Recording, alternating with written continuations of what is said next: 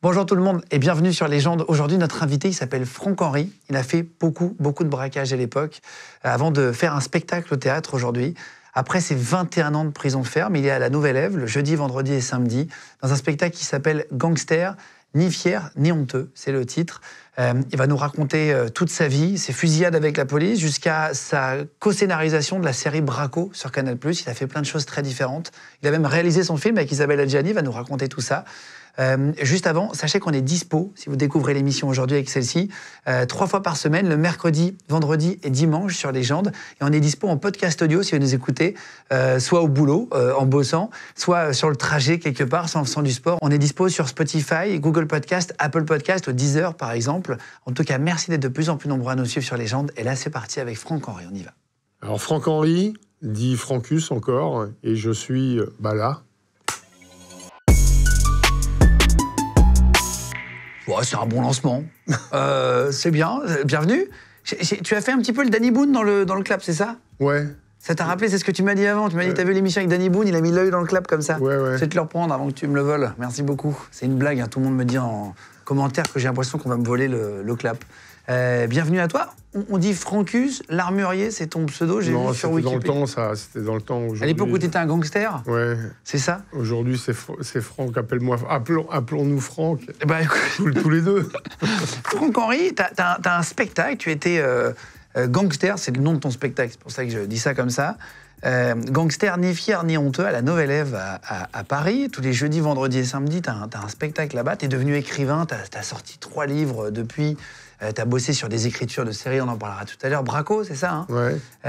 Tu vas nous expliquer tout ça, ton parcours. Comment est-ce que tu t'es dit, tiens, à 63 ans, je vais monter sur scène, faire un spectacle. Qu'est-ce que tu y fais? Tu vas nous raconter tout ça. T'as déjà vu l'émission? On refait le parcours, la vie de l'invité? Oui, j'ai vu ça, ouais. Oh, c'est très simple, hein. De toute façon, tu connais ta vie. Hein. Je peux te poser des questions un petit peu comme on veut. Ça va, t'es pas stressé en interview? Ça va, je sais pas, je vais essayer en tout cas.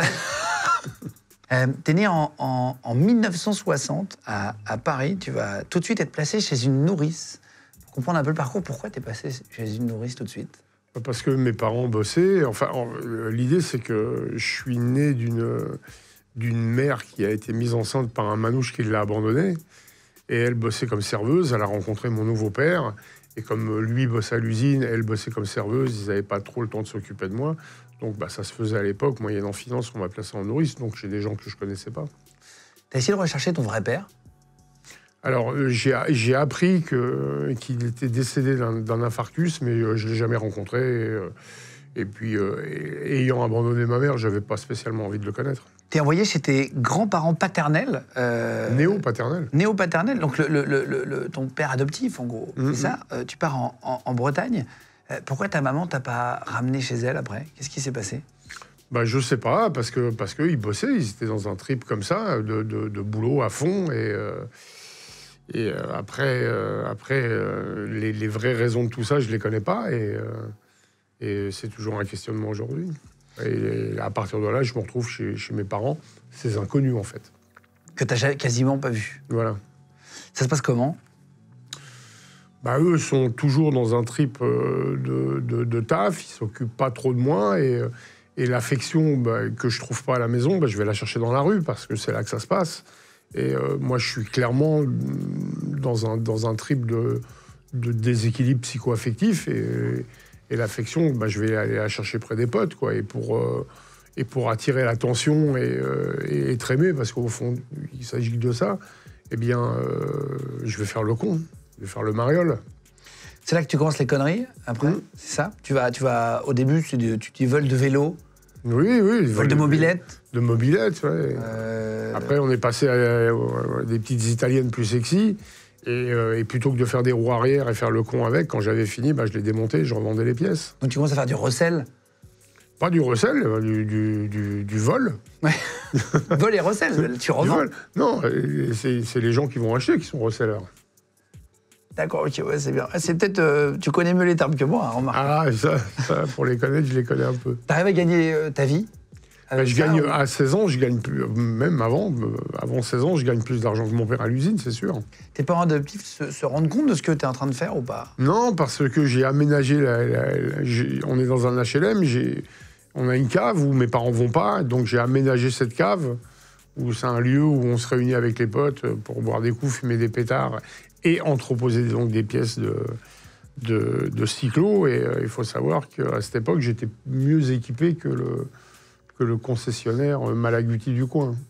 C'est-à-dire que quand tu venais chez moi demander un carbu, je te disais un carbu, ok, quelle marque? Solex, Delorto, Görtler, concentrique, excentrique, 14, 22, 16, combien?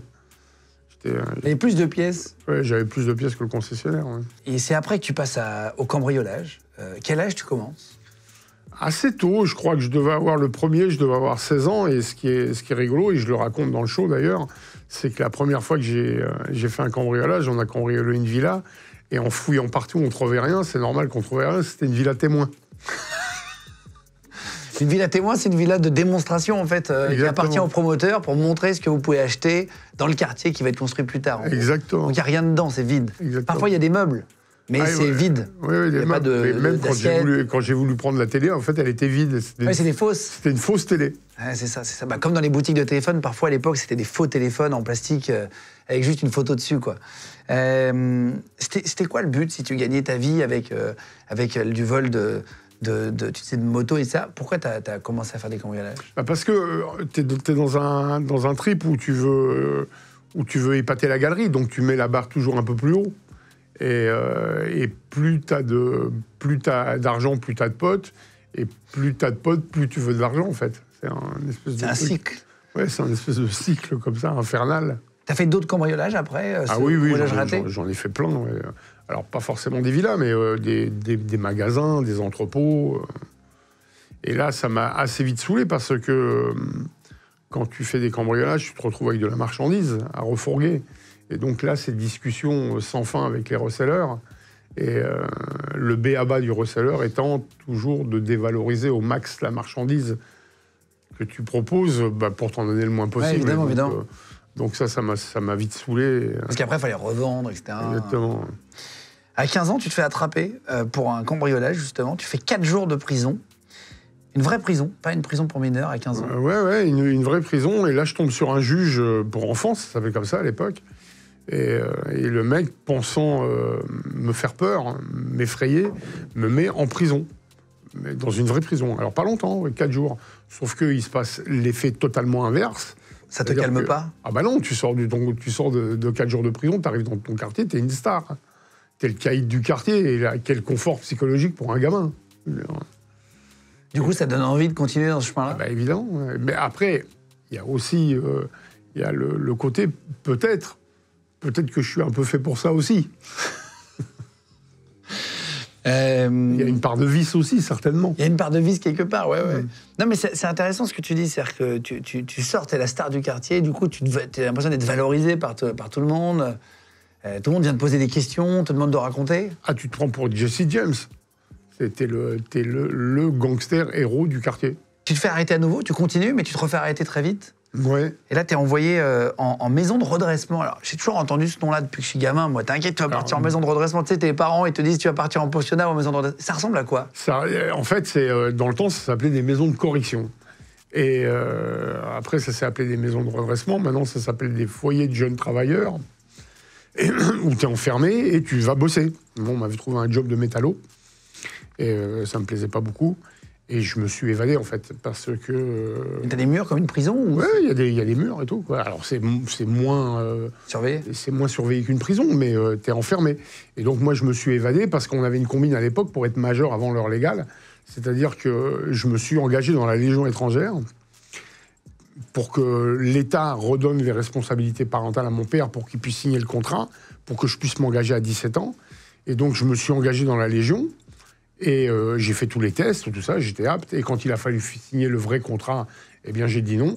Et je me suis retrouvé à la rue, majeur, à 17 ans. Ah, waouh! Et t'es complètement majeur? Voilà.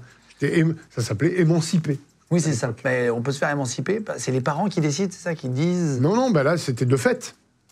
Puisque mon père avait donné l'autorité à la Légion pour que je puisse signer le contrat. Eh bien, c'était moi ne signant pas ce contrat et me retrouvant à la rue, j'étais émancipé de fait. Qu'est-ce que tu fais à 17 ans quand t'es majeur, du coup? On m'a donné une solde, on m'a payé 650 francs.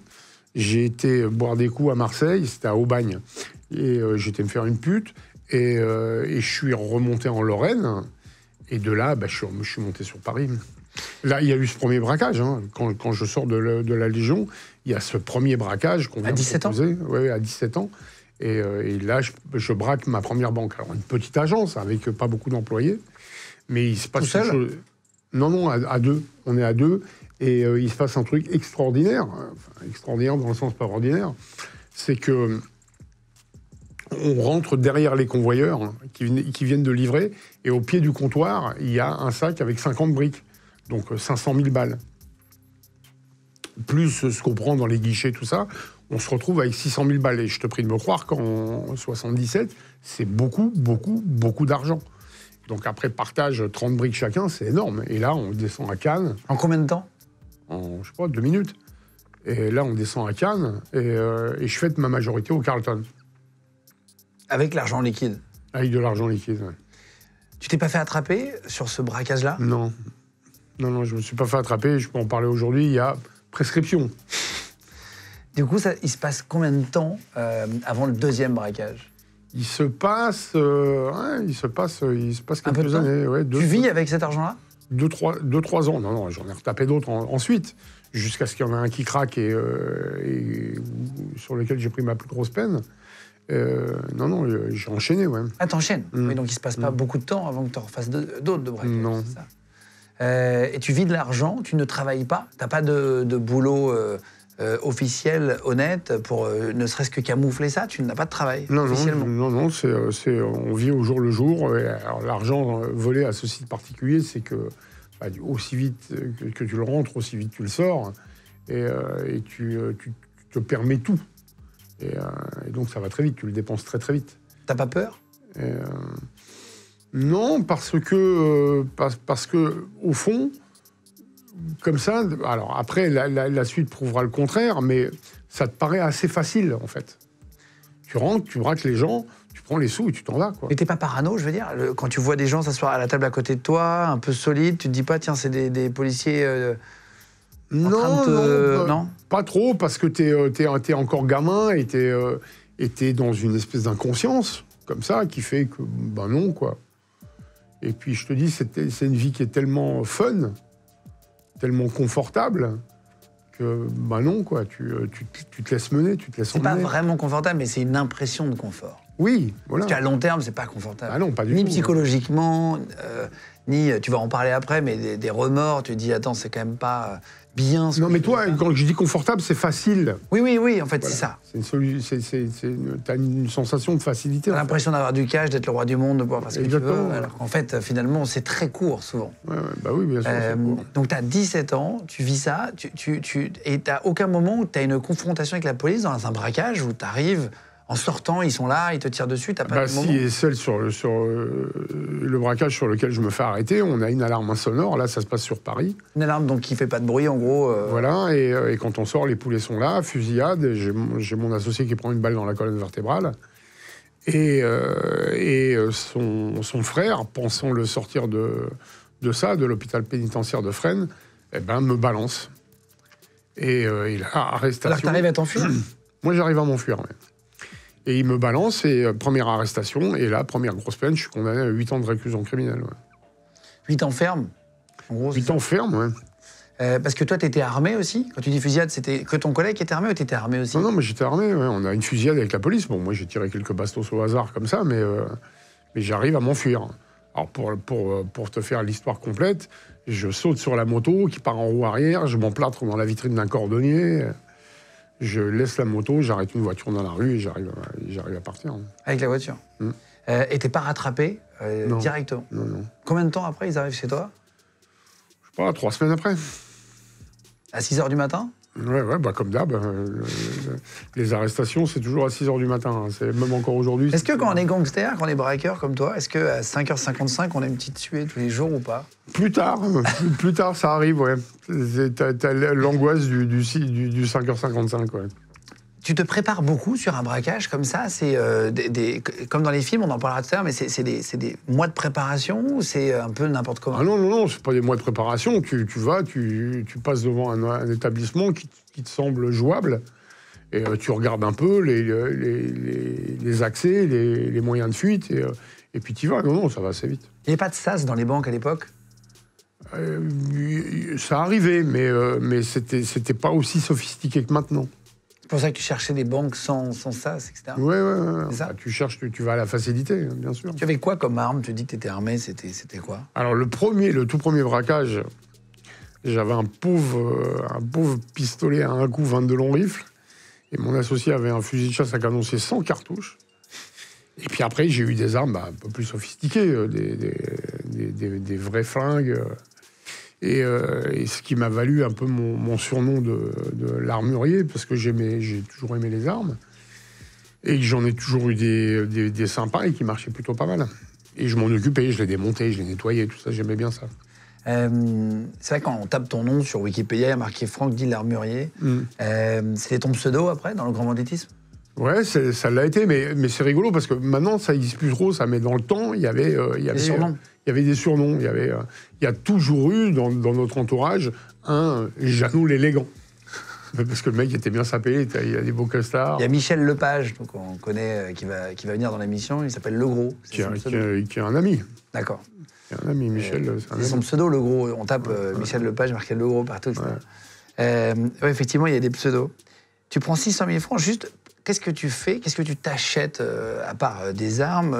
Tu dépenses, tu dis, au Carlton, mais qu'est-ce que tu te payes? Alors nous, on s'achète une Citroën CX 2004 GTI, qui était le top de la production automobile française. C'est marrant de comment ça a évolué les voitures, ouais. C'est fou. Hein. Ouais, et toute option intérieur cuir, et puis vas-y, on descend au Carlton, on prend 2 suites communicantes et on vit là.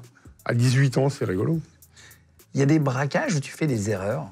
Après, en réfléchissant, où tu dis, putain, j'ai fait n'importe quoi. Ah, de toute façon, déjà, faire un braquage, c'est une erreur. Aujourd'hui, dans la force de l'âge et de la sagesse, tu fais un braquage, c'est une erreur. Mais oui, bien sûr, tu fais, ça t'arrive de faire des erreurs au début. Après, moins, parce que t'es rodé. C'est quoi une erreur, par exemple, au début, où tu t'es dit, putain, mais qu'est-ce que j'ai fait? Ah ben, moi, je me souviens d'une affaire un jour où on a cru que la banque avait qu'un étage, se passait en rez-de-chaussée. En fait, c'était un siège régional, il y avait 3 étages. Donc, on s'est retrouvé avec 200 personnes à gérer, à 4. Ça fait beaucoup. Ah, waouh. Et même à un moment, il y avait des gens partout. Même à un moment, j'ai ouvert une armoire. C'était une armoire d'électricité. Dedans, il y avait un électricien. Ça, c'est le genre d'erreur que tu peux faire, hein, où on a sous-estimé l'endroit. Vous débriefez après, quand vous sortez Ah oui, oui, et d'une façon assez critique, d'ailleurs. Toi, là, t'aurais pu être plus speed, là, à un moment, les gens, tu les as laissés un peu trop libres. Si, bien sûr, gros débrief après. Dans la voiture. Est-ce qu'il y a directement après, ouais. Il y a des réactions de gens qui t'ont marqué quand tu as fait des braquages? Ou après, tu t'en es voulu, par exemple? Alors, nous, on avait une spécificité, c'était que moi, j'ai jamais voulu rajouter de la violence à la violence. C'est-à-dire que j'ai jamais mis un coup de croche, j'ai jamais mis une claque. C'est déjà visuellement violent. Voilà, c'est suffisamment traumatisant comme ça, c'est pas la peine d'en rajouter. Et forcément, par rapport à ce geste-là, t'as des réactions qui sont bizarres parfois, quoi, mais c'est la peur, hein, c'est la peur, et cette situation-là, elle est traumatisante, et forcément, tu vas te retrouver avec des situations incontrôlées. Comme quoi, par exemple? Des peurs paniques, des gens qui partent en crise, qui se font dessus, j'ai déjà vu ça, et c'est pas cool, quoi. T'as des gens qui te prennent pas au sérieux quand tu rentres? Enfin, tu vois, qui te disent... Alors, un jour, il m'est arrivé un truc. On a fait un braquage et il y avait un mec très élégant, plutôt beau mec, balèze, qui pendant tout le braquage était mort de rire. Il nous regardait et il était mort de rire. À un moment, je croyais qu'il allait commenter. Et ça, c'est... tu sais, j'ai pas compris. J'ai pas compris. J'ai pas été lui demander d'explications. Hein. Tu fais quoi de tout l'argent? Tu dis que tu fais beaucoup de braquages pendant... ça dure 2 ans avant de te faire attraper. Où est-ce que tu le caches? Qu'est-ce que tu fais de ce cash-là? Bah, t'as une planque où tu le mets, mais je te dis, ça dure jamais très longtemps parce que tu le dépenses vite. Et moi, je m'achète des belles bagnoles, des motos. Tu crames. J'aime les montres, je m'achète des montres. Voilà, quoi. On se fait plaisir. Oui, tu n'économises pas, quoi. Ah non, j'économise pas du tout. J'ai toujours dit que si j'aimais l'argent, j'en aurais. Parce que j'en ai beaucoup pris. Et tu regrettes pas justement, quand tu fais ce genre de braquage, tu te dis pas, tiens, je vais économiser, je vais arrêter, je vais investir dans une boîte, je vais faire autre chose et tout. Mais j'ai fait ça. Moi, j'ai fait ça. J'ai fait de la production musicale, qui était plus du mécénat en réalité. Hein. Oui, mais oui, si j'ai fait... déjà, rien que pour dire aux flics que je travaille. Pour me faire une espèce de couverture. Si, j'ai une société de production. Mais l'argent, il veut rien... L'argent volé, ça veut rien dire. C'est-à-dire que quand tu as un pote qui sort du prison, tu es capable de lui donner 20 briques pour le dépanner. Tu t'en fous. Et moi, je voyais, par exemple, en hiver, je voyais une vieille dame... qui faisait la manche, qui était par terre dans le froid, j'avais une brique sur moi, je lui donnais, je lui dis vas-y, rentre chez toi. T'as déjà fait ça? Oui, moi j'ai fait ça, ouais. Bien sûr. C'est de l'argent volé, ça veut rien dire.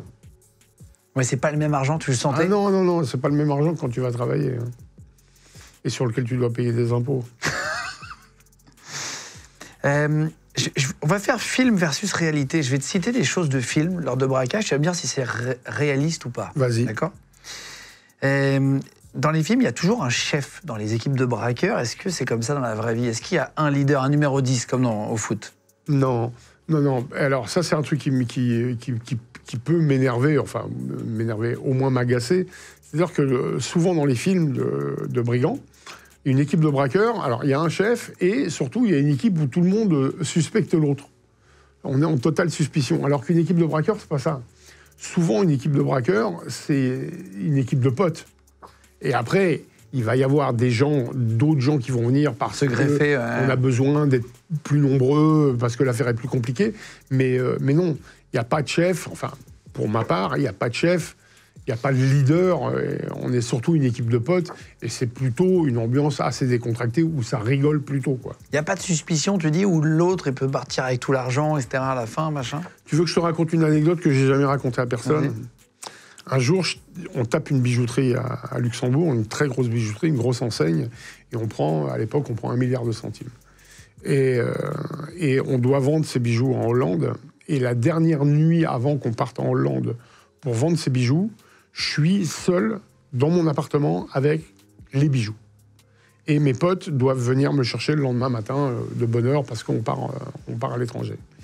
Et moi, quand il sonne à la porte, je réponds pas. Je suis derrière la porte et j'écoute. Pour voir qu'est-ce que ça va dire. Ah, il s'est barré, quel enculé, machin. Et j'écoute. Et là, ça sonne une deuxième fois, je réponds toujours pas. Et là, mon pote, à travers la porte, me dit « Ça va, c'est bon, on a compris, t'es en train de faire le con derrière la porte, ouvre, on est pressé. » Zéro doute. C'est vrai? Ah ouais. Voilà. Fort. Ça, c'est un bon moment. Ouais, ça t'a rassuré sur... Non, c'est pas que ça te rassure, c'est que ça te conforte dans ce que tu imaginais ou ce que tu voulais imaginer. C'est les mêmes personnes avec qui tu as braqué pendant des années, à part celui qui a été blessé au début? Oui. C'est la même bande? Oui. Et... Sauf qu'il y a des moments, on a eu des rajouts, ce qu'on appelle des invités. Et là, tu fais moins confiance quand même? Non, tu fais pas moins confiance parce que on te les a recommandés. Donc, et puis t'es pas dans un trip où tu dois te prendre la tête. On est dans l'action, quoi. Il faut aller faire ce qu'on a à faire, surtout, quoi. Comment tu les trouves? Tu dis on les a recommandés. Il n'y a pas de TripAdvisor du braquage. Comment qui te recommande? Comment tu les... tu vas voir des gens, tu dis tiens, on a une affaire là où on a besoin d'avoir une personne de plus. Est-ce que tu connais quelqu'un de fiable avec qui tu as déjà tapé, dont tu es sûr, et voilà, et ils te recommandent ou ils te recommandent pas d'ailleurs. Dans les films, les fusillades entre la police et les voyous peuvent durer parfois 20 minutes. Ça s'enchaîne, ça tire des milliers de cartouches. Est-ce que dans la vraie vie, c'est comme ça aussi? Non. Une fusillade, c'est toujours assez bref. Et surtout, il y a un truc qui se passe dans une fusillade avec la police, c'est que du côté des gangsters et du côté de la police, on ne défend pas les mêmes choses. Là, de ce côté-là, tu défends ta liberté, et lui, le flic, défend un sens de l'ordre. Donc la motivation n'est pas la même. Donc ça va être souvent, à part des très grosses brigades, mais ça va être souvent du côté des gangsters que ça va gagner. Parce que d'un côté, ça va rompre. Les mecs vont se retrouver sous un déluge de feu et vont se dire c'est bon, quoi, ça va. Ouais, ils vont vous laisser partir, Exactement. en se disant on les tapera plus tard. On fera une enquête. Et souvent, c'est eux qui gagnent après. Ah, c'est toujours eux qui gagnent. C'est la vraie réalité de tout ça, c'est qu'à la fin, c'est toujours la police qui gagne. Toujours. Pourquoi ils gagnent? Parce que toi, quand t'es gangster le temps d'avoir ton flingue dans la main, de rentrer dans la banque. Le flic, lui, il est flic 24 heures sur 24. Le ratio n'est pas le même. Dans les films, les gangsters les plus dangereux, ils ont toujours l'air méchants, cicatrices, etc. Est-ce que c'est un truc que tu as vraiment vu? Est-ce que les gangsters ont l'air plus méchants ou ça veut rien dire? Je crois qu'il n'y a pas plus de sale gueule chez les gangsters que dans la vraie vie. C'est vrai? Non, il n'y a pas... Il n'y a pas de tête de gangster. Type de gangster, non, je crois pas. Oui, parce que parfois on voit des très gros mafieux. Est-ce que j'ai l'air d'un gangster, moi, franchement? Un peu. Non, mais tu vois, non, mais je plaisante, mais tu vois, un Michel Lepage, par exemple, on vous met une photo, il a l'air aussi très sympa. Tu le vois, il est adorable, ce mec. Mais Michel, il est plutôt jeune, hein. Oui. Il a cette bonhomie de l'âge maintenant. Oui, c'est vrai aussi. Peut-être qu'il paraissait plus méchant avant. Je sais pas, moi je l'ai connu sur le tard. T'es un gros braqueur aussi de fourgons, notamment, je crois, non? C'est moi qui l'ai présenté à son éditeur quand il a écrit son livre. Ah, d'accord. Dans un film, avant un braquage, le plan est précis, minuté, chacun connaît son rôle par cœur. C'est très précis. Est-ce que c'est comme ça dans la vraie vie? C'est assez comme ça, sauf celui que... qui reste à la porte, celui qui rentre. Oui, tout à fait. Les rôles sont très définis, ouais. C'est-à-dire que t'as les mecs qui sont très actifs et qui partent tout de suite à l'action, au contact des gens et qui bougent. Et t'as une personne qui reste à l'entrée, t'as une personne... Parce que quand moi j'ai fait certains braquages où tu restais longtemps. Quand on faisait les coffres particuliers, on restait longtemps. On restait 45 minutes, 1 heure dans la banque. Et là, les gens rentrent et ressortent pas, forcément. Donc, à un moment, tu te retrouves avec beaucoup de personnes. Et là, il faut gérer ces gens-là. Et il faut que tu aies quelqu'un qui gère ça. Dans les films, les voyous se trahissent toujours entre eux. Est-ce que c'est comme ça dans la vraie vie? Est-ce que tu t'es déjà fait trahir, quand même? Ah, moi, je me suis fait trahir. Bien sûr, je me suis fait trahir. Et sur ma dernière arrestation, la police sort un mec de prison, soi-disant sur vice de procédure, qui vient me voir en me disant, voilà, je suis sorti sur vice de procédure, est-ce que je peux monter sur une affaire avec toi? Et on monte sur une affaire, et c'est un traquenard de la police. C'est vrai? Ah, c'était un indique, en gros, c'est ça, qui était envoyé. Ils l'ont laissé sortir en échange, il devait intégrer ta bande. Exactement. Dans les films, il y a les caïds, les gros bonnets, ils ont toujours un homme de main qui est prêt à tuer pour toi, couper une oreille, couper un doigt, j'en sais rien. Est-ce que ça existe? Oui, ça existe. Mais ça, c'est le milieu tel qu'on peut l'imaginer. Moi, j'ai jamais été dans le milieu. J'ai toujours été un franc-tireur, parce que le milieu, c'est surtout des histoires de drogue, de proxénétisme, auxquelles je suis totalement étranger, moi. Ça me dépasse complètement, et j'ai une réticence morale par rapport à ça. Mais dans le milieu, oui, un caïd, un parrain, il a un homme de main, il a un garde du corps, bien sûr. Oui. Ça, t'as déjà vu? Ah oui, j'ai déjà vu, oui. J'ai déjà vu. Moi, j'ai été ami avec un mec qui a été un des parrains de Paris, bien sûr. Qui est toujours en vie? Non, il a été tué, comme tous les parrains. C'était qui, de nom? Non, je peux pas dire son nom. Ouais, il n'était pas connu comme étant parrain? Si, mais bon. Paix à son âme. Dans les films, les femmes sont attirées par le gangster, parfois. Est-ce que ça, c'est vraiment comme ça? Alors, il y a vraiment le mythe? Il y a ce fantasme dans l'imaginaire populaire, comme ça, de la bourgeoise qui aime les gangsters. Pour ma part, ça m'est arrivé, mais je sais pas, je crois qu'on est dans le mythe romantique, là. Il y a toujours un flic corrompu dans les films qui va aider les voyous, à un moment donné, qui va aider, etc. Est-ce que tu en as vu? Oui, j'en ai vu et connu, oui, bien sûr. Parce qu'il y a des flics qui, à force, au contact d'eux... sont un peu entre les deux. Ouais, il y a une espèce de zone grise. Ouais, voilà. Et d'attirance, et puis après de mimétisme. Il y a des flics, des fois, qui se prennent pour un autre. Ouais. Quand tu arrives en prison, il faut défoncer un mec dans les films. À chaque fois, ils sont obligés de montrer qu'ils ne sont pas une victime en prison. Est-ce que ça, tu l'as vu aussi? Non. Alors, là, je parle d'une époque qui est la mienne. Hein.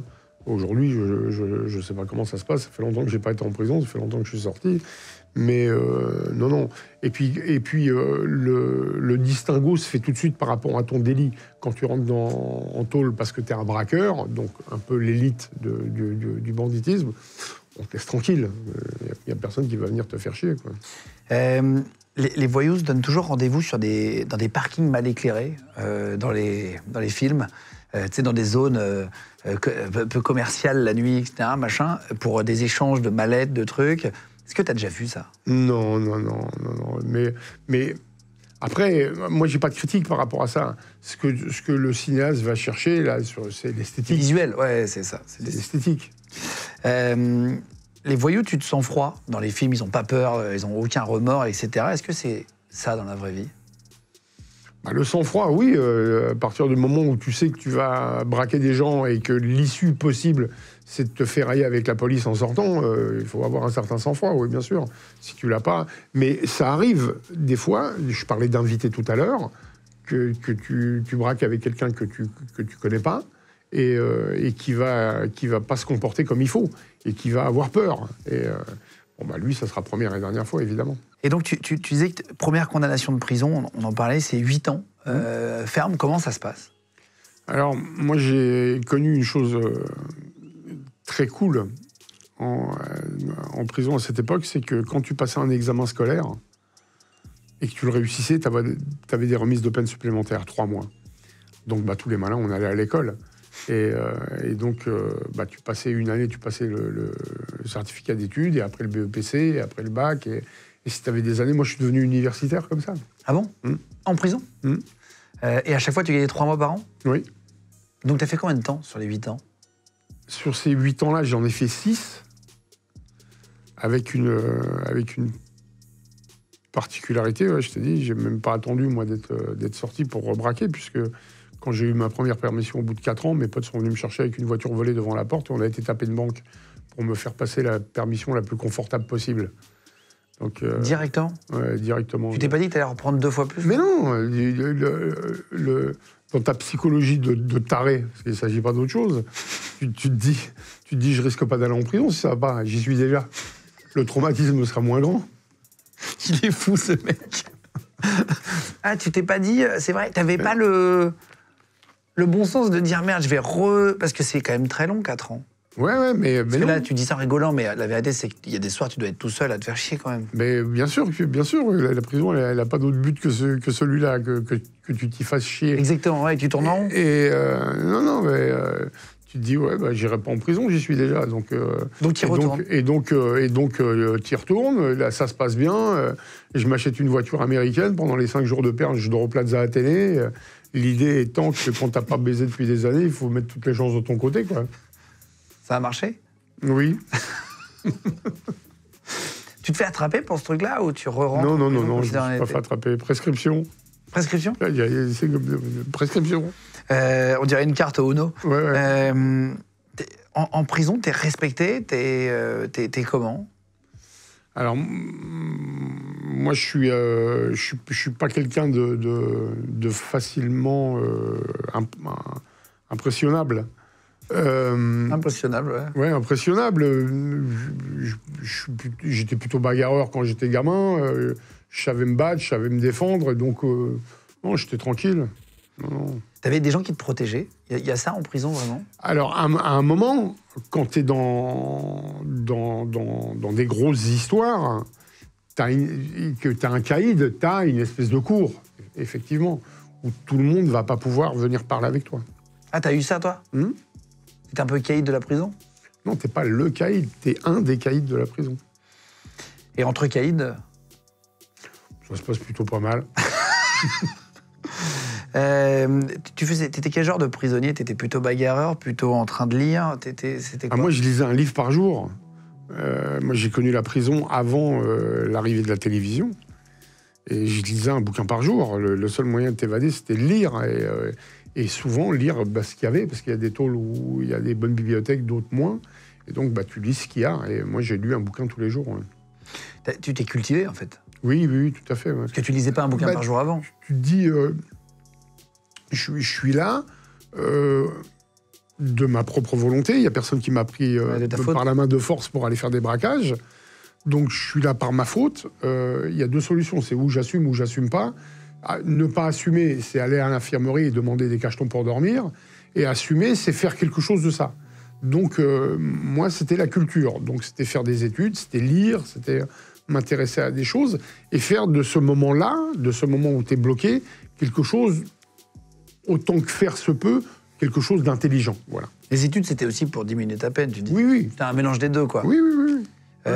Mais, le jour où on a arrêté ça, eh bien, on a fait une erreur extraordinaire parce que moi, je suis la preuve vivante que ça servait à quelque chose. Parce que si un jour, même si ça ne m'a pas empêché de récidiver, même si ça ne m'a pas empêché de recommencer, le jour où je me suis mis à écrire, je savais aligner 3 mots les uns à la suite des autres parce que j'avais fait 2-3 études en prison. Donc, au bout du compte, oui, ça t'a servi quand même. Ça a servi quand même à quelque chose. T'avais quelle relation avec les surveillants pendant ces 6 ans? Mon sport favori était de les corrompre. Et en roue libre. C'est-à-dire de trouver celui qui sera capable de te faire rentrer quelque chose. De te faire rentrer une bouteille de whisky, de te faire rentrer un calibre si tu veux t'évader, etc. T'as trouvé, etc. vraiment? Ah oui, bien sûr. Oui. Ils sont pas payés cher, les pauvres. Et t'avais toujours du cash à l'extérieur? Comment tu faisais? Je faisais rentrer du cash, ouais. Je faisais rentrer du cash. Ou t'envoyais le maton chercher du cash pour toi. Quelque part. Donc t'en avais toujours un peu de côté, de braquage. Et t'as pu te faire rentrer quoi, par exemple? Whisky, tu dis, de l'alcool? C'était interdit? Oui, de l'alcool, de la fumette quand je fumais, de la viande fraîche, de bonne qualité, des petits plaisirs, en fait. T'as eu l'idée de t'évader à un moment donné? Ah oui, bien sûr, oui. Et alors, tu t'as pas essayé? J'ai essayé plusieurs fois et malheureusement, les évasions, ça ne réussit pas à chaque fois. Et j'en ai... celles que j'ai faites ont échoué, ouais. Tu peux raconter une?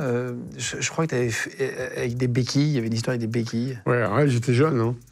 J'avais voulu m'évader parce que je devais être transféré d'une prison à un palais de justice. J'étais en prison en province et je devais passer au tribunal à Paris. Donc, je partais en ce qu'on appelle une extraction avec 3 gendarmes. Et donc, j'avais simulé une fracture au foot et un week-end où on ne pourrait pas me faire passer de radio. Et donc, je devais être extrait le lundi matin. Et donc, on m'a donné des béquilles. Et dans les béquilles, j'avais fabriqué une dague que j'avais cachée dans une béquille. L'idée étant, dans le train, de demander à aller pisser ou d'aller aux toilettes, d'ouvrir la béquille, de prendre le truc, de braquer le gendarme, de lui prendre son flingue, de braquer les 2 autres et de partir. Sauf qu'arrivé au vestiaire, à la fouille, on m'a ouvert la béquille et la dague est tombée par terre. Et donc, la surveillance a été un peu plus accrue, là, d'un coup. Ah, c'est vrai, ils se sont dit, OK. Oui. Ils se sont rendus compte que tu n'avais pas de fracture? Et ils se sont rendus compte que j'avais pas de fracture. Oui. Ils t'ont quand même laissé sortir au bout de 6 ans. Malgré une tentative d'évasion, etc. Ils t'ont quand même baissé la peine. Oui, non, mais ça, c'est les remises de peine normales. Parce que quand tu fais une connerie... Oui, une tentative d'évasion, je pensais que ça rajoutait... non, tes remises de peine, c'est tous les ans. Et si tu as un problème... Un an? Une année... tu vas louper 3 mois quoi, de remise de peine. Non, je ne savais pas que c'était tous les ans comme ça.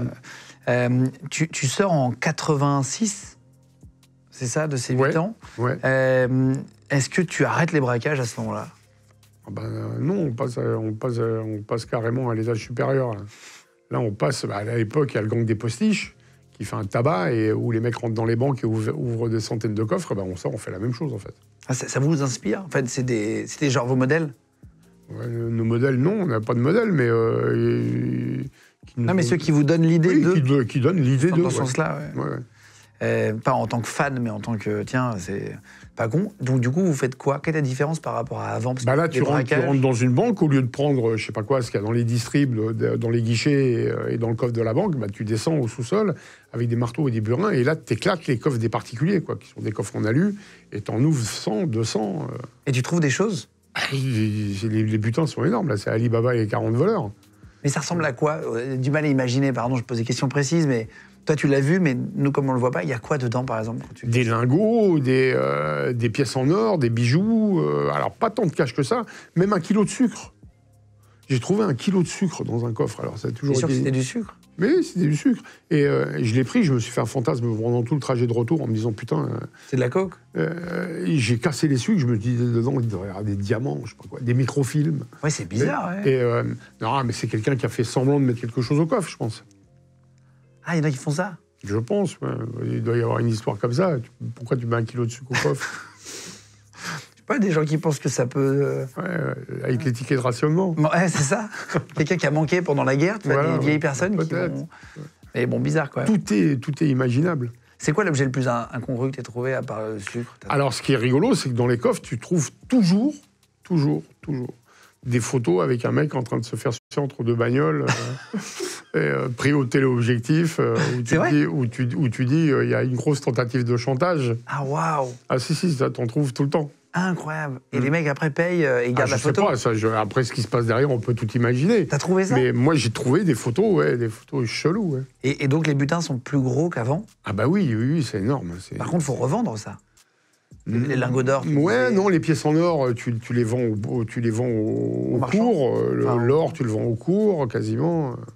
Ils posent pas de questions, après, on a des gens qui nous posent pas de questions. Oui, tu sais que... Des gens qu'on connaît. Ils savent très bien que... Et là, tu arrives à gagner beaucoup d'argent. Ça dure combien de temps, cette période? Ça a duré un moment. Ça a duré 2 ans. Ça a duré 2 ans. Et ce qui est intéressant, c'est que quand on se fait arrêter, là, en 88, on a presque 11 mois de filature derrière nous par l'Office central de répression du banditisme. Et là, les mecs me disent, on a travaillé sur des grosses pointures, sur les mérines, etc. Et on n'a jamais vu un mec dépenser de l'oseille comme toi. On n'a jamais vu. On ne savait même pas que ça existait, quoi. Tu t'imposais des limites lors de braquage? Les limites? Personnellement? C'est quoi les limites? Quel genre de limites? Je sais pas, si c'est une femme, si c'est une vieille dame, si c'est de toucher, par exemple, quelqu'un par les cheveux, j'en sais rien. Moi, j'ai toujours été, autant que faire se peut, correct avec les gens. Correct, entre guillemets, parce que mettre son flingue sous le pif de quelqu'un, c'est traumatisant et c'est pas correct, ok? Maintenant, j'ai jamais rajouté de violence à la violence. J'ai toujours essayé d'être tranquille, quoi. T'as jamais tiré sur quelqu'un dans une banque? Ah non. Tu t'es quand même imposé... Tu t'es jamais, par exemple, t'as jamais braqué de fourgon? Alors, moi, j'ai jamais braqué de fourgon. Pourquoi? Parce que on m'a proposé plusieurs fois. Moi, j'ai toujours dit... le fourgon, il y a une explosion au départ. Hein. On fait sauter un fourgon. Donc on peut tuer quelqu'un. On peut avoir une fusillade. Moi, je suis un voleur, je suis pas un assassin. Je suis pas prêt à tuer des gens pour l'argent. Oui, parce que quand tu veux rentrer dans un fourgon, t'es obligé de mettre une bombe dessus. Ah bah quelle histoire. Sinon, ils ouvrent pas. Bah non, sinon ils ouvrent pas. Ils sont bien au chaud derrière leur blindage. Et si tu fais sauter, bah tu peux... Il y a un risque. Tu peux tuer des gens, bien sûr. Ça, c'est toujours un truc que tu t'es quand même... Encore une fois, moi, j'étais un voleur. J'étais pas un assassin. Est-ce que tu as déjà fait un braquage avec quelqu'un qui, lui, a tiré sur quelqu'un et après vous êtes engueulé en disant pourquoi tu as fait ça, etc. Non. Parfois, dans les films, tu vois, il y en a un qui a un peu peur. Non, ça m'est arrivé de me faire haïr avec la police. Ça m'est arrivé. Mais ça s'est toujours plutôt pas trop mal passé. Mais non. Tu fais des casinos aussi. Casino, bijouterie, bureau de change. On va en parler. Tu fais quel casino? Le casino de Forges-les-Eaux. C'est casino par touche? Alors maintenant, je crois que ça a parti. Je sais pas si c'est par touche ou barrière. C'est par touche. Et à l'époque, ça n'existe plus maintenant. Mais à l'époque, il y a un décret napoléonien qui fait que la roulette est interdite 100 km autour de Paris, pour que les gens, le peuple, pas des banlieues, aille dépenser son argent. Donc il y a un décret. Et donc la première roulette, c'était... à Forges-les-Eaux? C'était à Forges-les-Eaux. À l'époque, il y a même à Enghien, il n'y avait pas la roulette. Il y avait la boule, mais pas la roulette. Et donc, on décide de taper celui-là. Tu sais qu'on a eu Patrick Partouche ici en interview? Ah bon? Ouais, on est même allé le faire il y a quelques semaines. On est allé le faire et ça a été d'ailleurs un gros succès, l'émission. Merci à vous tous. Il nous a raconté, il n'a pas parlé depuis 17 ans. Il nous a fait l'honneur de nous laisser vraiment plusieurs heures avec lui au casino. Il nous a ouvert les coffres, il nous a fait visiter, etc. Machin. Et depuis des braquages, peut-être le tien, maintenant il y a un système d'enveloppe où il ferme. Tu sais, un peu comme une enveloppe à tampon. Tu mets quelque chose, tu fermes, ça tombe, et il n'y a que les convoyeurs qui ont la clé. Même les salariés mettent 1 000 € par 1 000 €, par exemple. Personne n'a accès à l'argent. Justement, ils ont des systèmes anti-vol. Bah oui, à force de se faire voler, à un moment, tu trouves la parade. Comment ça s'est passé dans le casino? C'est différent d'une banque? T'arrives, il y a 300 personnes. Hein. Ben oui, il y a des clients. T'arrives à 7, alors donc il faut les impressionner d'entrée. Donc on est tous en treillis noir, avec un armement considérable. Rien à voir avec tes débuts? Rien à voir, non. Et là, le premier but, c'est d'impressionner. C'est de. Pour que personne. Voilà, c'est que. Mais en fait, t'impressionnes que le personnel. Parce que les joueurs, eux, ils ne calculent pas. Ah oui? Ben non, ils ne voient même pas qu'il y a un braquage. Ils sont au jeu, ils sont dans leur truc. Bah, si tu tires, par exemple. Non, mais on ne tire pas. En l'air. Et à un moment quand on a tapé Forge-les-Eaux, les gens ne se sont rendus compte qu'il y avait un braquage que parce qu'à un moment, ils ont vu une main, la mienne, gantée de noir, qui a été arrêter la roulette. Il n'y a personne qui arrête la roulette. Et là, ils se rendent compte qu'il y a un truc. Mais non, les joueurs, eux, ils sont tellement dans le flambe, tellement dans le truc que... Et t'en as fait qu'un de casino? Ouais, j'en ai fait qu'un, ouais. Ça n'a pas été le plus rentable pour toi? Ouais, si, c'était normal, quoi. T'as fait un braquage original sur un coup de tête aussi, t'as fait un péage. Et qu'est-ce qu'il y a dans un péage? Il y avait un peu de cash? À l'époque, tu jetais l'argent dans la corbeille, là. Ouais, mais c'est des pièces. Ouais, mais un jour de départ en vacances, on a pris 200 briques, 2 millions de francs, pour un essai. On voulait voir comment ça marchait. Et c'était beaucoup d'argent à l'époque. Hein. Ouais. On le dit souvent, mais c'était quasiment l'équivalent en euros aujourd'hui. Une maison qui valait 300 000 francs, elle vaut 300 000 € aujourd'hui. Ouais, alors, c'est pas évidemment la même chose, c'est 6 francs, 55 machin, 157 je crois. Mais en réalité, il y a quand même 2 millions de francs, c'était beaucoup plus que 300 000 € aujourd'hui. Ah oui, bien sûr. Pour la vie. Bien sûr. Est-ce qu'il y a un braquage où vous avez été vraiment mauvais? Où là, vraiment, ça a été ton pire braco? Oui. Et ça pourrait presque faire l'objet d'un bêtisier. On est arrivé à 7 dans une banque pour faire les coffres particuliers. Donc, alors, en sachant que, comme je te disais tout à l'heure, à un moment, les gens vont rentrer, vont pas sortir, tu vas te retrouver avec 200 personnes. Donc, il faut être nombreux pour pouvoir gérer tout ça. Donc, on arrive à 7 dans une banque pour faire les coffres particuliers. Et quand on rentre en 2 vagues, il y a la première vague qui rentre, qui braque, la deuxième vague qui rentre avec les sacs, avec les marteaux, les burins, tout ça. Moi, je rentre dans la deuxième vague et je demande au patron de l'agence, je lui dis, où est la salle des coffres? Où est la salle des coffres particuliers? Et là, le mec me dit, quel coffre particulier? Il n'y a pas de coffre? Il n'y en avait pas. Les coffres particuliers étaient dans une autre agence. Donc là, tu es venu à 7 pour prendre 30 briques. Ah wow. Ça s'engueule après quand ça sort ou pas, non? Non, bah non. Non, c'est un aléa. Ceux qui gagnent beaucoup d'argent comme toi sur des braquages, est-ce qu'ils tombent dans des excès de drogue? Est-ce qu'à un moment donné, tu tombes dans des excès? Ah oui, moi j'ai eu ça. Hein. J'ai eu boîte de nuit tous les soirs, dans les clubs les plus privés de Paris, cocaïne, tequila, bien sûr. Oui. On se prenait plus pour des stars du rock que des gangsters, d'ailleurs. Ah ouais? Bah oui. Qu'est-ce que tu faisais entre 2 braquages? Est-ce que tu avais une vie un peu classique? Moi, j'avais une femme à un moment donné, avec un couple? J'ai eu une femme plus tard, mais je travaillais dans la musique. Moi, je faisais de la production. J'avais une société de production et moi-même, je faisais de la musique. Tu dis que tu n'avais pas de femme, là? Une femme tous les soirs. Oui, non, mais... Une femme dans chaque port, un port dans chaque homme. T'avais pas de couple posé? Non. Jusqu'à quel âge? Non, jusqu'à 40 ans. Ah, wow, ok. Tu t'es pas mis en couple avant 40 piges? Non. Ça te manquait pas? Pas du tout. Et c'est après que t'en as eu besoin? Ou t'as senti J'ai rencontré, paix à son âme, j'ai rencontré celle qui va devenir ma compagne et qui m'a fait un enfant. Et c'est à partir de là que j'ai décidé de changer de vie. J'ai juste une question pour finir sur ça. Est-ce que tu avais des rivaux milieu des voyous? Est-ce qu'on a des ennemis, un peu comme dans les films, où il y a, tu vois, des mecs qui vous aiment pas, qui essaient de vous faire du mal? Alors, si tu es dans le milieu, tu as ça. Il y a des équipes rivales, hein. Et pour des histoires de territoire, notamment dans la drogue, dans le proxénétisme. Mais comme moi, je fréquentais pas le milieu, ou si peu, moi, je ne fréquentais le milieu que quand j'avais besoin, je sais pas quoi, d'armes, de faux papiers, machin. Mais je faisais pas ma vie là-dedans, comme beaucoup de gens l'ont fait. Donc forcément, j'avais pas de rivaux. Un jour, il y a une de tes amies qui est prostituée, qui vient te voir et qui te dit qu'elle se fait menacer par 2 Yougoslaves à l'époque, qui veulent qu'elle travaille pour eux, en gros. Qu'est-ce que tu vas faire, là? Bah, je vais essayer de... Parce que l'histoire est plus longue que ça.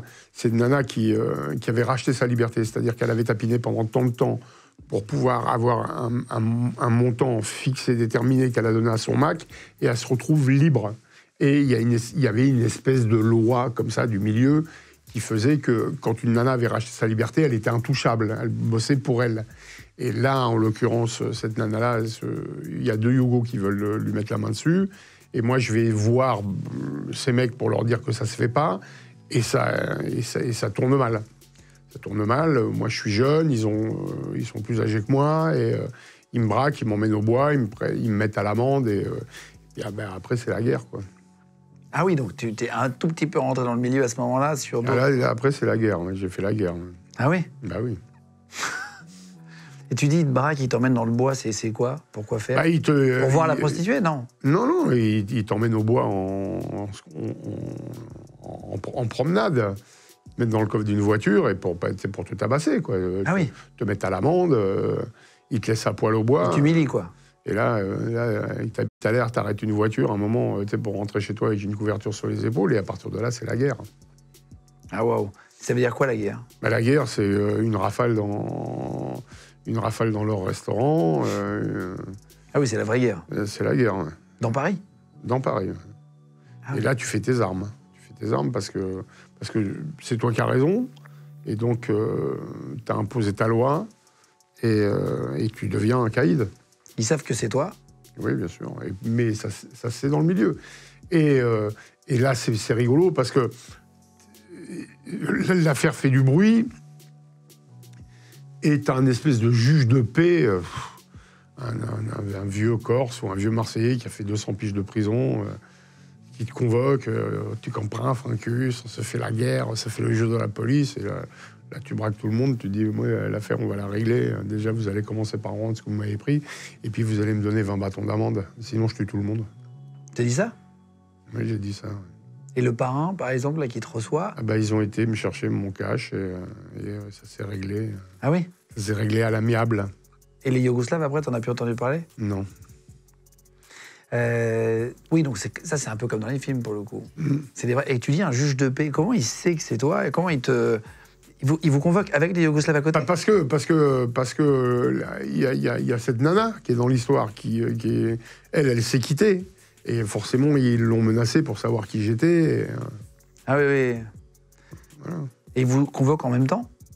Ah non, elle, pas du tout. Non, mais avec les Yougoslaves, est-ce que tu es à côté d'eux, face aux parrains? Oui, je suis avec eux. Ouais. Face aux parrains? Oui, je suis avec eux. Ouais. Et là, je braque tout le monde et je leur dis, voilà... Ah, tu sors ton flingue? Toi, je m'en bats les couilles, vous, je m'en bats les couilles, et c'était des frères. Toi, tu vas rester là. Toi, pendant ce temps-là, tu vas aller chercher ce que tu m'as volé, plus une amende de temps.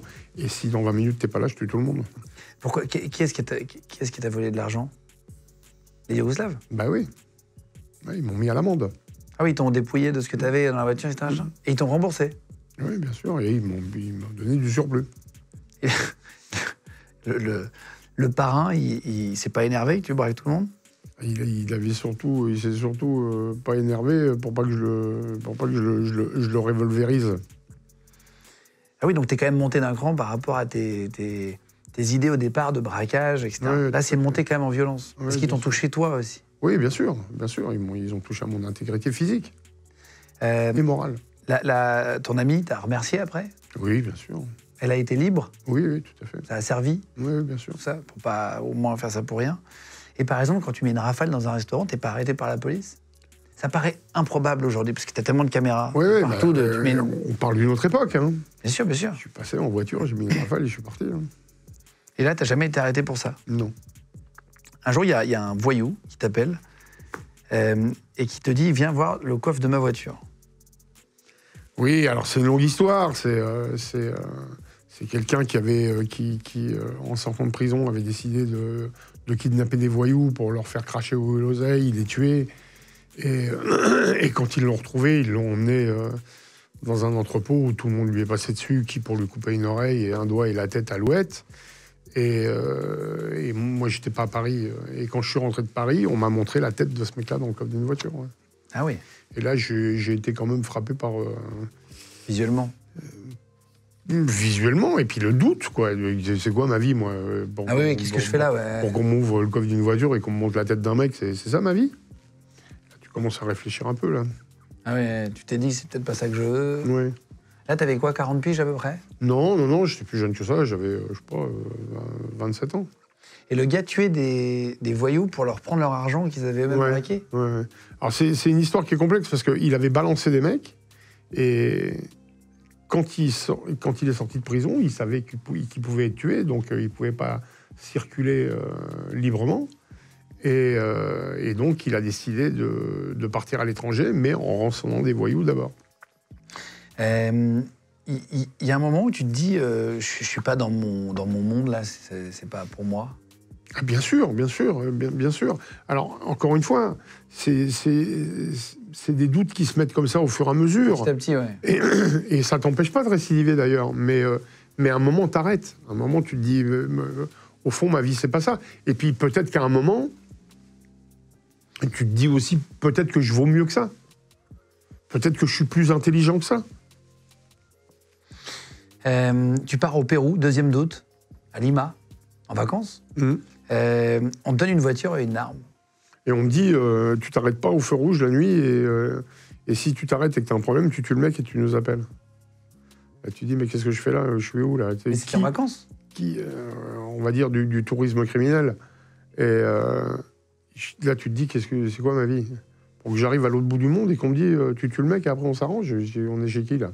C'était la junte qui était au pouvoir à l'époque.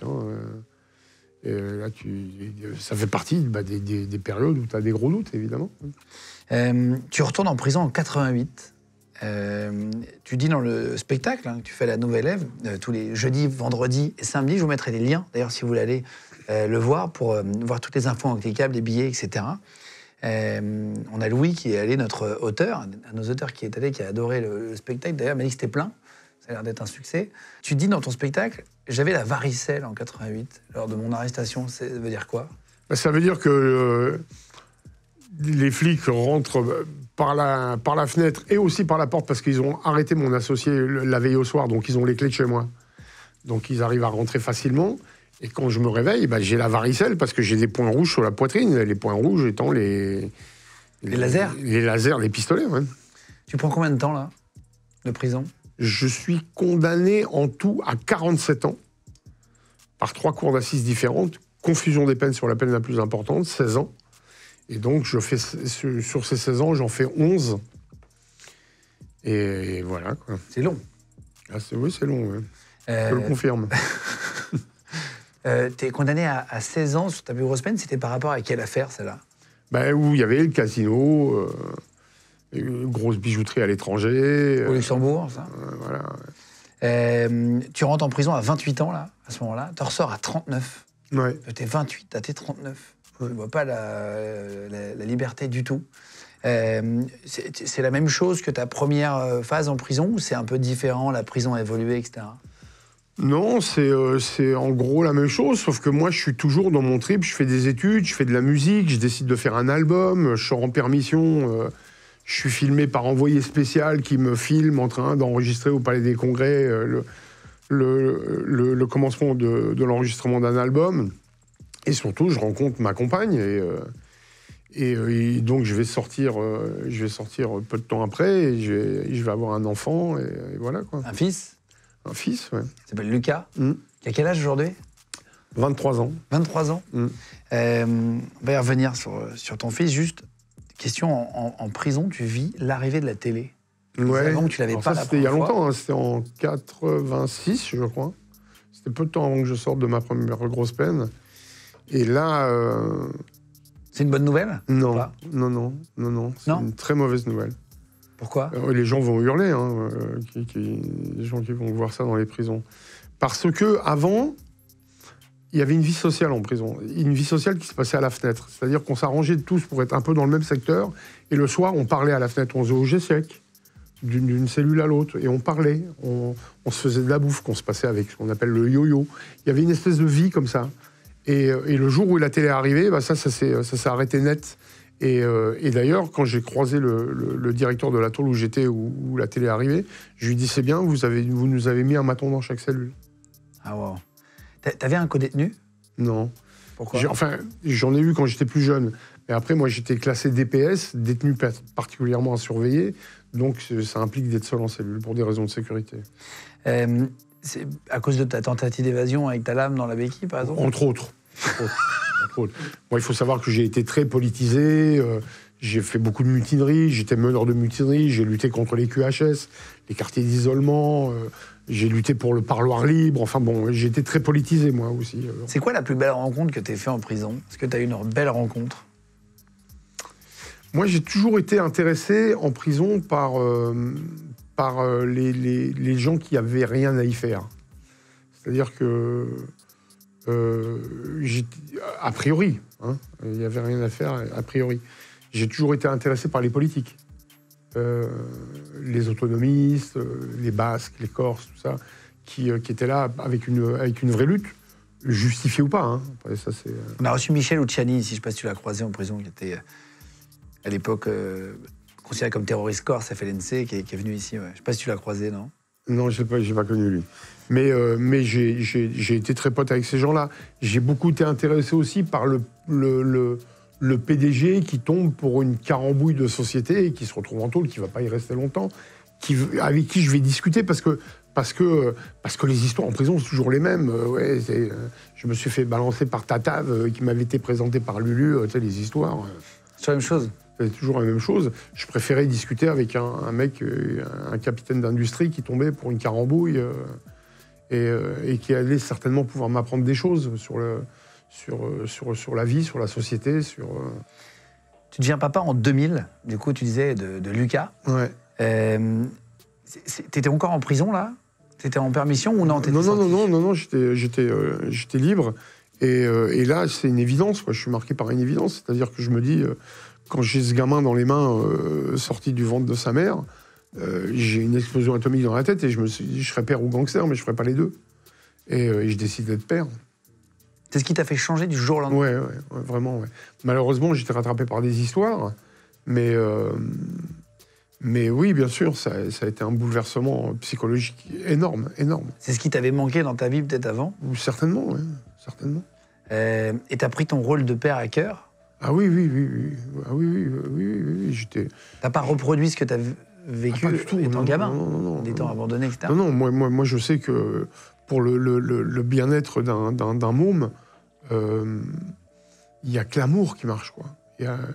Tu ne pourras faire quelqu'un de bien et quelqu'un d'heureux et quelqu'un d'épanoui que si tu lui donnes de l'amour. Il n'y a que ça qui marche. Ouais, bien sûr. T'as des discussions avec lui? Ah ouais, beaucoup, oui, bien sûr. Sur ton passé? Oui. T'avais peur qu'il l'apprenne? Non, lui, il a commencé au parloir. Hein. Il a commencé sa vie au parloir. Hein. Est-ce que t'es retourné en prison après? Ben oui, puisque j'étais rattrapé par des histoires. Et d'ailleurs, c'est une douleur inimaginable. Une semaine, il vient, il marche pas. La semaine suivante, il vient au parloir, il marche. Et toi, t'étais pas là, quoi. Bah, tu montes dans ta cellule et tu chiales. Ça a été ton plus gros regret, ça, de rater des étapes de la vie de ton fils? Parce que le temps, ça se rattrape pas. Clairement, bien sûr. C'est le truc le plus... Et les regrets, c'est aussi de se dire, putain, en fin de compte, pendant 30 ans de ma vie, j'ai que fait traumatiser des gens, en fait. C'est pas terrible comme constat. C'est à ce moment-là, vraiment, où tout te tombe... Bien sûr. Et après, tu découvres comme je t'ai dit, j'ai découvert une aventure intérieure qui a été l'écriture.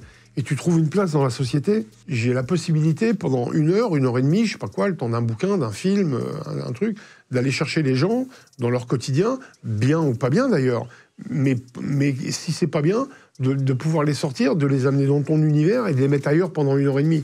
C'est pas le rôle le plus naze dans une société, tu vois ce que je veux dire, et c'est un joli rôle.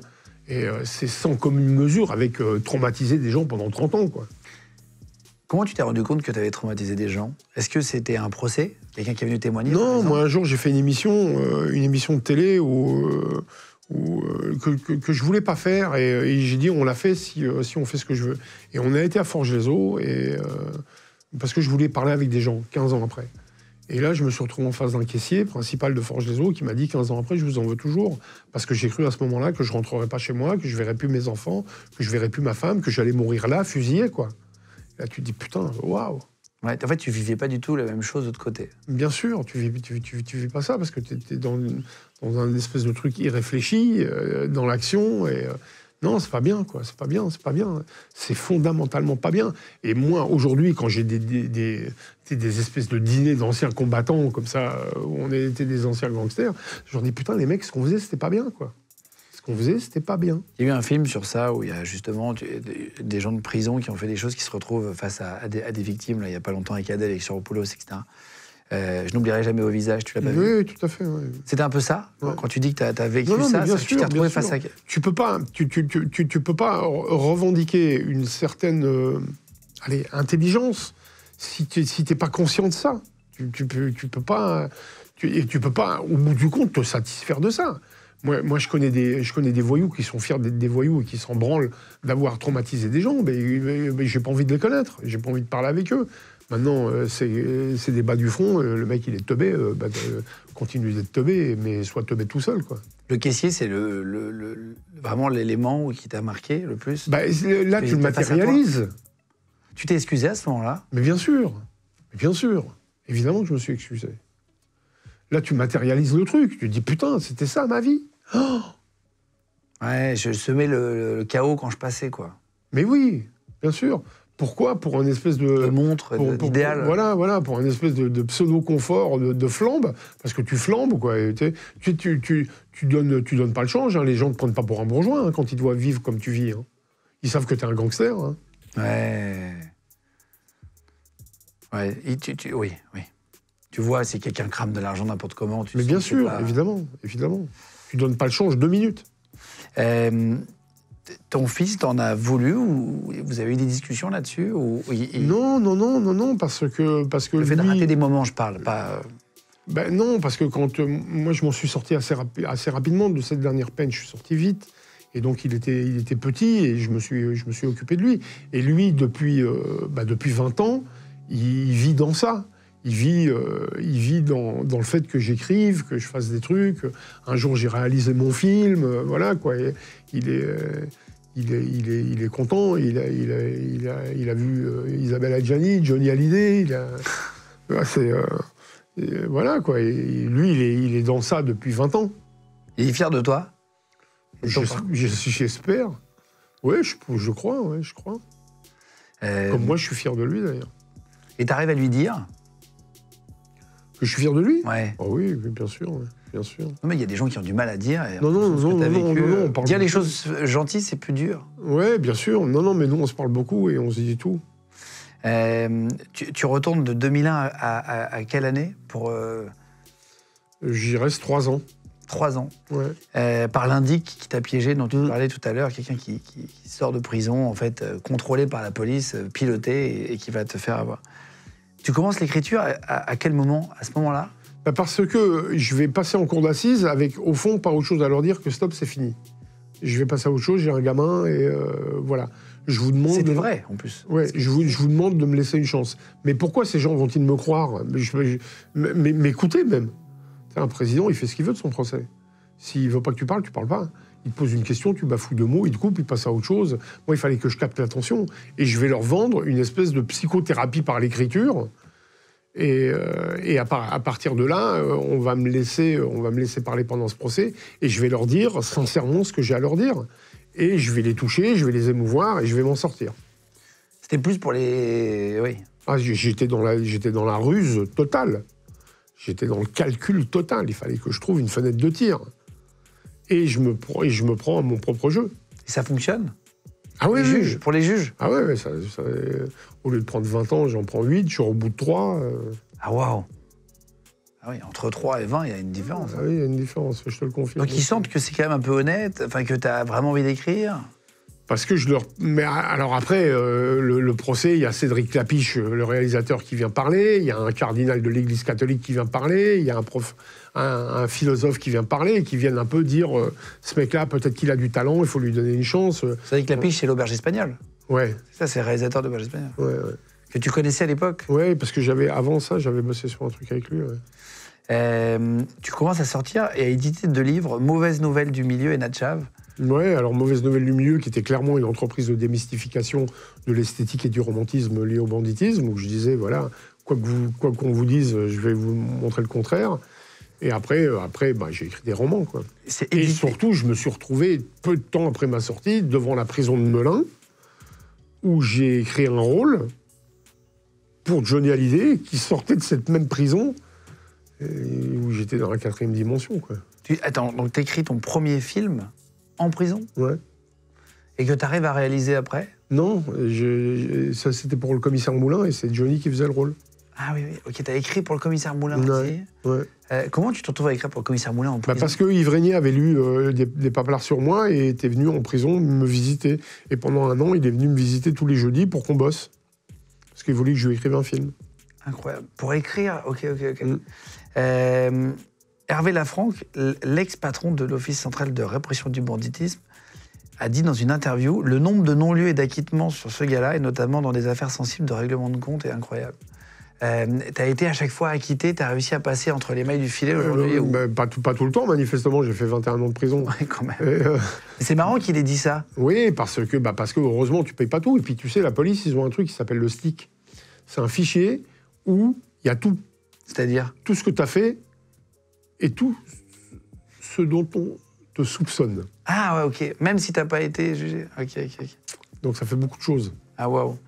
Ça existe toujours, ça? Oui. Donc, Yves Régnier vient de voir, t'écris un épisode, etc.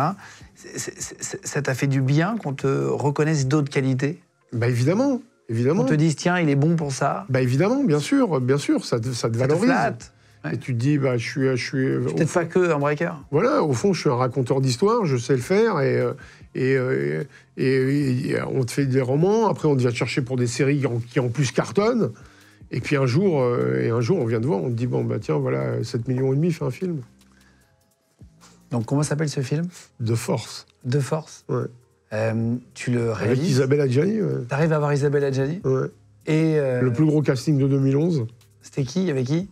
Il y avait Simon Abkarian, Éric Cantona, Thierry Frémont, Jean-François Stévenin.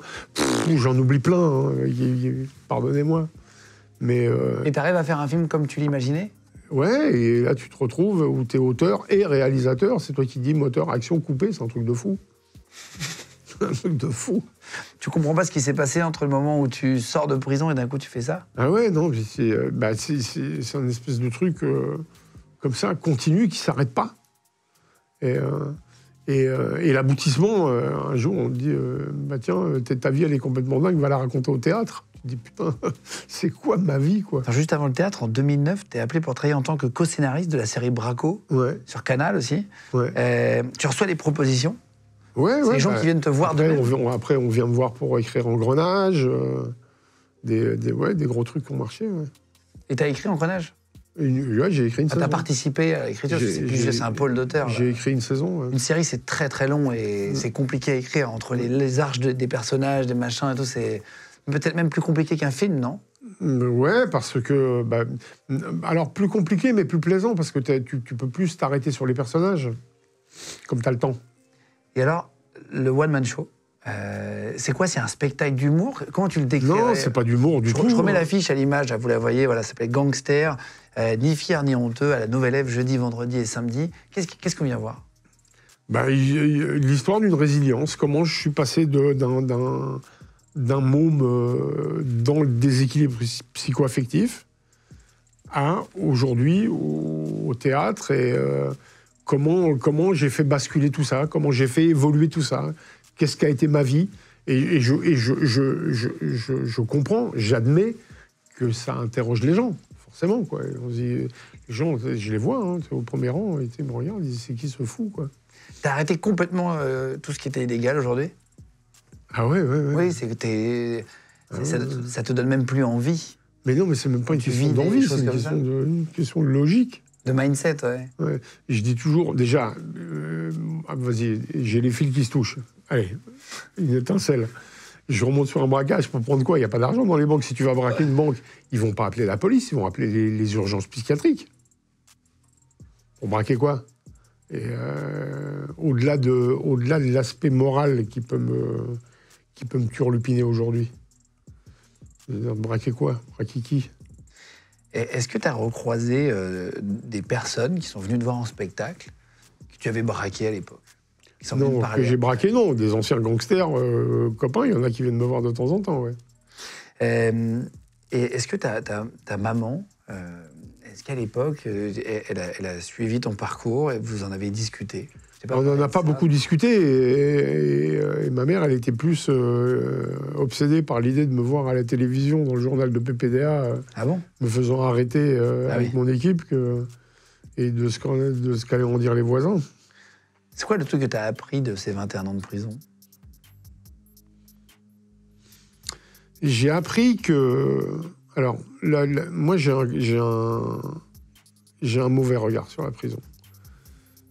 Parce que le postulat de base, c'est quoi? C'est la prison, elle est faite pour quoi dans une société? Elle est faite pour mettre momentanément à l'écart des gens qui font chier dans une société. Hors état de nuire, quoi. Hein, ok. Donc à partir de là, il ne faut pas t'attendre à y rencontrer des gens terribles, quoi. Ça va être assez bas du front. Et au milieu de ça, heureusement, il y a des gens qui sortent comme ça. Des gens qui, peut-être, s'ils n'avaient pas été gangsters, auraient été des capitaines d'industrie. Mais moi, je suis pas criminologue, je suis pas sociologue. La vertu de la prison, je la connais pas. Je sais pas quelle est la solution. Sauf que les seules choses qui ont été faites de bien, je parlais de cette possibilité de faire des études et d'avoir des remises de peine, une carotte, bah ça n'existe plus. Et ça, c'est une connerie monumentale. Et je vois même pas comment des gens intelligents aujourd'hui ne se posent pas la question de remettre ça en route. Monsieur Dupond-Moretti. Merci beaucoup. Je vais remettre le lien en cliquable pour venir te voir au spectacle. Est-ce qu'il y a encore les livres de dispo? Est-ce qu'il y a des liens Amazon? S'il y a, je vous les mets. Vous savez quoi? Oui, il y a écrit plusieurs livres. Ça doit se trouver, ouais. C'est intéressant. Donc je vous les mettrai en cliquable sous la vidéo si vous voulez les chercher. Merci beaucoup d'être venu jusqu'à nous. Ça va, ça t'a plu l'interview? Ouais, c'était cool. On a pu parler longtemps, là. Mais ouais, on a parlé, ouais. C'est agréable. On a parlé. D'avoir un vrai moment de discussion. Et puis peut-être même qu'on a dit des choses intelligentes.